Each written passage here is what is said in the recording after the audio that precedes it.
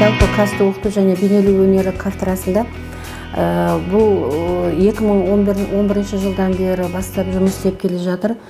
Тарихы көп емес, бірақ қазіргі соның өзіне қарамастан қазіргі таңда бакалавр, магистратура және докторантура мамандықтарын даярлап шығарады. Қазіргі уақытта жалпы бакалавр 3 бағытта жүреді: кәсіптік оқыту, бейнелеу өнері және сызу мамандығы және дизайн. Қазіргі таңда кафедрада базалық білімі жоғары білікті мамандар жұмыс қызмет жасайды. Атап айтқанда 2 педагогика ғылым докторы, 2 пеш доктор және 5 ғылым кандидаты, 5-7 магистр оқытушы сабақ беріп жатыр қазіргі таңда. Сонымен қатар кафедрада жоғарғы оқу орнының үздік оқытушысы деген мемлекеттік грант иегерлері де бар.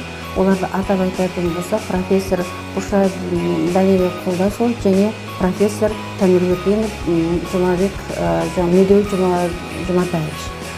Қазіргі таңда бізде бакалавр, магистратурада 2 бағытта, докторантура 1 бағытта жұмыс істеп келе жатыр. Бұл кафедрадағы оқып жатқан біздің мамандықтарымызға сұраныс жақсы, және осы жердегі барлық шеберханаларымыз сол бағытқа сай барлығы сәйкестендіріп жабдықталған.